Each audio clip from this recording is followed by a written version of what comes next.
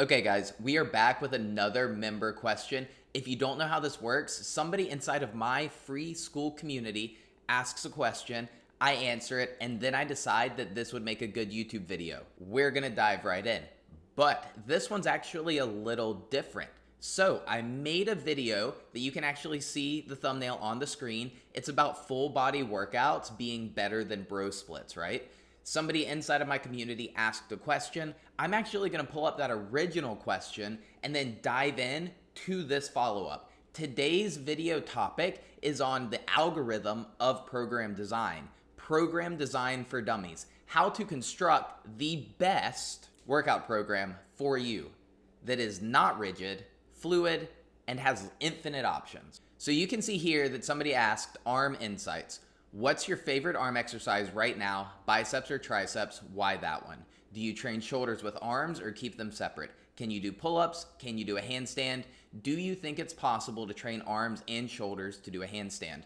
So this prompted me to answer it on why people just simply aren't qualified to do bro splits, right? You have to earn the privilege to do them. And if you're curious about the full detailed answer, I would encourage you to check out that video. It's a good one.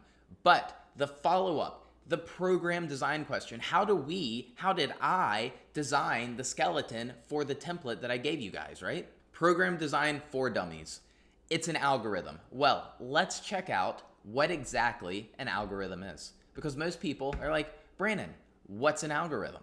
We can see an algorithm, according to the AI overview, is a precise step-by-step set of instructions or rules designed to perform a specific task, solve a problem, or complete a calculation, right? It acts like a recipe. It takes inputs, processes them through a sequence of steps, and produces a designated output. Cool. That works really, really well for today, right?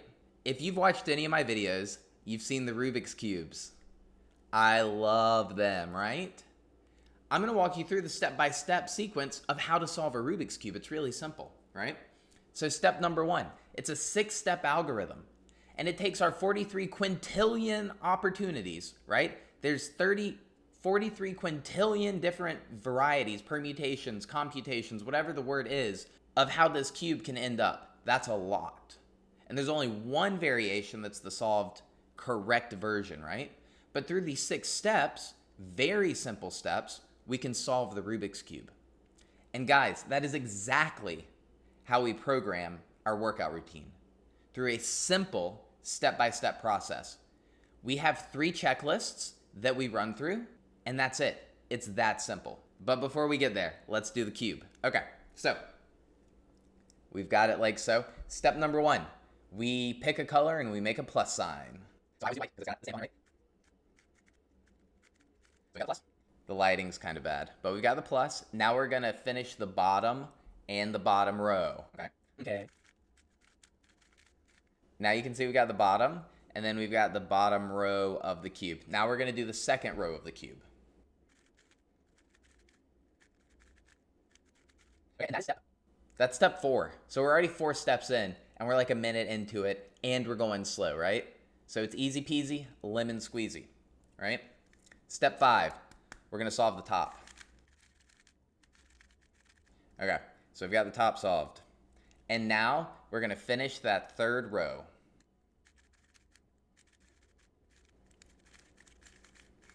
Okay.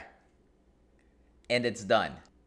6 steps to solve the Rubik's Cube. So now let's dive in and go through the 3 steps to solve your workout routine. So like I said, the algorithm to actually have an efficient and effective workout program, your program design relies on 3 checklists. Checklist number 1 is a body part checklist. You're gonna run this every time you have a training session. So if you're training 3 times a week, you're gonna make sure all of these boxes are checked every single training session, right? This checklist has 7 boxes, okay? We're gonna do lower body strength. We're gonna do upper body pull. We're gonna do upper body push. We're gonna do core stabilization. We're gonna do shoulder health. We're gonna focus on breathing, and we're gonna do any issues or deficiencies that we may have. And you are going to make sure that every training session has a movement in there that checks each one of those boxes. Second checklist, This is going to be a weekly checklist, and this checklist is your movement patterns. There are 6 basic movement patterns that we all do, right? You've got squat, hinge, lunge, push, pull, and core, right? Examples: squat, we squat. Lunge, we lunge. Hinge, that's a deadlift style movement, right? And then push could be push-ups, bench press, whatever. Pull could be pull-ups, ring rows, bent over rows, things of that nature. And then core, we've got plank, hollow holds, all of that stuff. Those are the 6 movement patterns that you got right there, right? So on a weekly basis, you want to make sure that you are hitting every single one of those 6 movement patterns every single week. So your microcycle, your weekly cycle, most people run a microcycle on a weekly basis because it fits their schedule. So every single week, you're going to make sure you're hitting at least one of those 6 movement patterns week to week, right? So every week we want to do at least one squat variation. Every week we want to do at least one hinge variation. Every week we want to do at least one lunge variation, and we go through that entire list. Third checklist. Again, this is a weekly checklist, so we're going to make sure that we're doing this on a weekly basis, on that microcycle, that weekly basis. We're going to make sure we're hitting both major planes. We've got horizontal and we have vertical. So we cross-reference this with the patterns and the movements, right? So upper body pulling can be broken down into vertical pulling or horizontal pulling, right? Examples of that, 2 examples of upper body pulling. Vertical pulling would be a pull-up. My arms start overhead and I am pulling up and letting down. And then horizontal pulling could be a TRX row or a ring row where I'm like here and I'm pulling in like this, right? So we've got vertical and horizontal. And we can do that with pretty much every body part or every movement pattern, right? We've got upper body pushing. It can be broken down into vertical and horizontal, right? Upper body pushing or upper body pressing, we can do an overhead press with a barbell or dumbbells. That's vertical.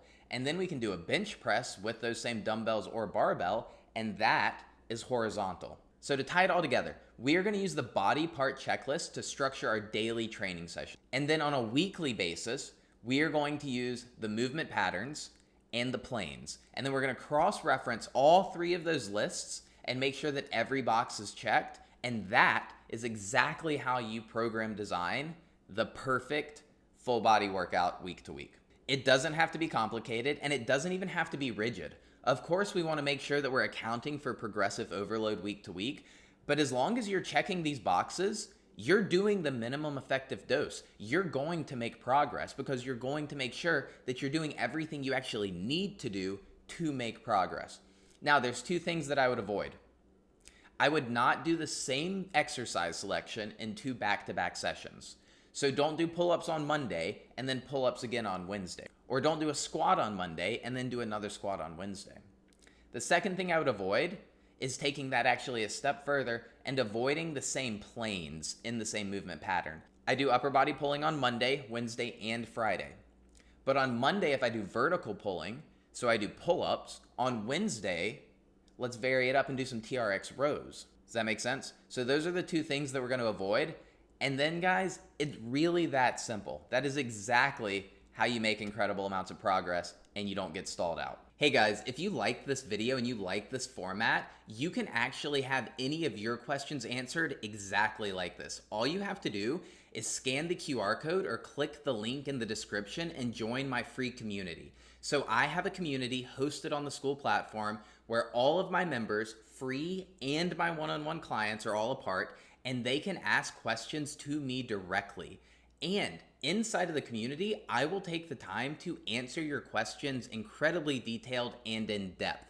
And if it warrants a video, I will record a video just like this, pop it on YouTube, answer the question directly, but really go into a deep dive, detailed answer to your question. So if you like that, if you have questions about weight loss, lifestyle, mindset, finances, anything that I talk about, anything that you're struggling with, pop in, join the community. Like I said, it's completely free, and ask away. We also do a bunch of other things like daily audits, updates. We have a wins page, announcements. So It's really just an awesome place to join others on the same journey that you're on, right?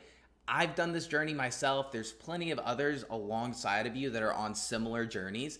And building that support system, that community, whether it's in person or virtual, is super, super vital. So, like I said, you can scan the QR code or click the link in the description if that sounds like a good fit. And again, it is free. I will see you next time, guys.